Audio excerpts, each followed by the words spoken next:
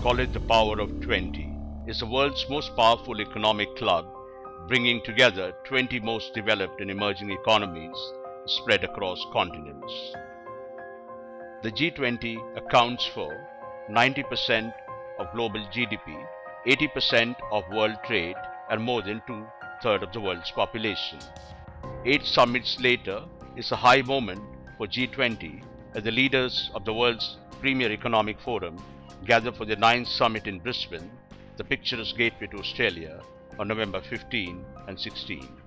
With India's economy growing at a fast clip and armed with a solid majority in Parliament, all eyes will be on India's reform-minded Prime Minister Narendra Modi as he heads for his first G20 summit to Australia.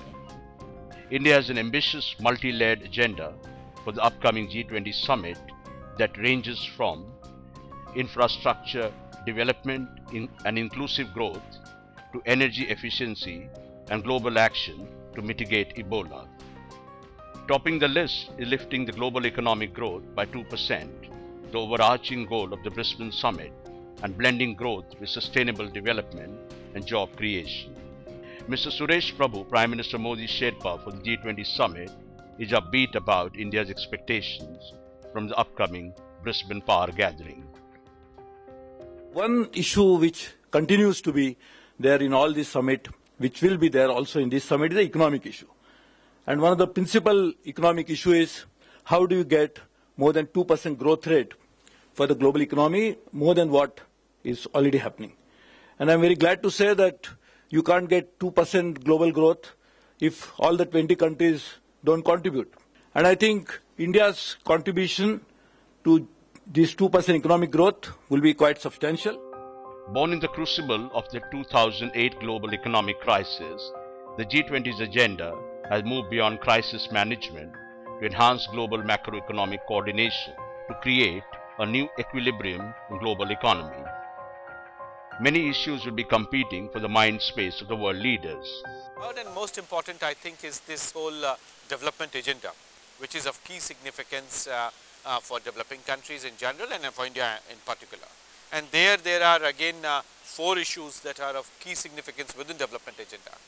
One is the nature of intellectual property regime that we are ending up, because almost all emerging economies are moving in direction of knowledge economies. So their IP related sectors are of key significance, whether it is ICT or automobiles or even life sciences related sectors. So they are of key significance.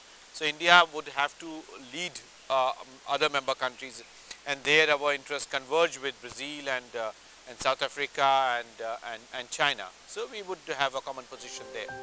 From India's point of view, reducing the cost of remittances will be a top priority.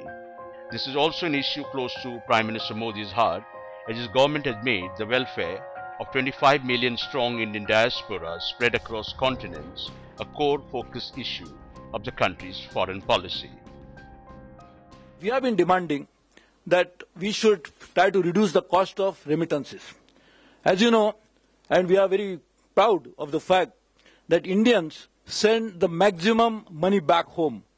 So India is the single largest recipient of global remittances. India should be really proud of this fact. Many of our friends from Kerala, many of the friends who work very hard in more than 50 degrees centigrade in the Middle East, they work hard, send the money back, which supports the Indian economy significantly, because that reduces the cost of reduces the gap of current account deficit.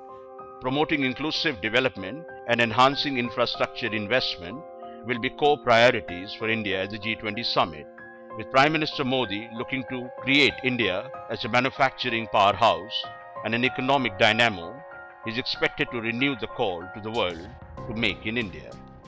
I think it's going to be a very important summit. Apart from doing crisis management, I think that period is now over after the 2008 crisis.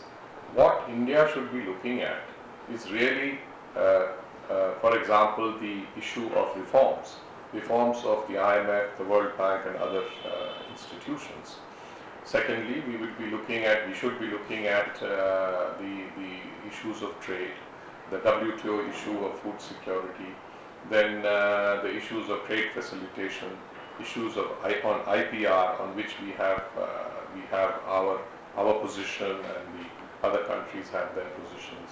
So I think these issues are critical for our development, particularly in the context of the Make in India program that Prime Minister Modi has started, which is a very important program because it involves manufacturing in India and improving the manufacturing infrastructure. India is also going to be proactive in pushing a global regime for automatic sharing of information to prevent black money and tax evasion, and a new tax regime for multinationals, including global e-commerce giants who avoid paying any taxes by using complex corporate structures. Most important, the perennially elusive quest for forging a democratic global financial architecture which reflects the 21st century realities is expected to see a renewed focus at the Brisbane summit. One can expect India's Prime Minister to make a strong pitch for spurring the reform of the global financial institutions, asking the advanced economies to honor their promise to implement the IMF quota and governance reforms. In the end, the G20 process is about balancing competing interests and setting global rules of economic engagement. Across the summits, India has emerged as a fine balancer, delicately blending its national interests with the imperatives of global economic integration. With upbeat projections about India's economic growth in days to come, expect India to contribute substantially to global economic growth and be a more proactive player in the G20 process.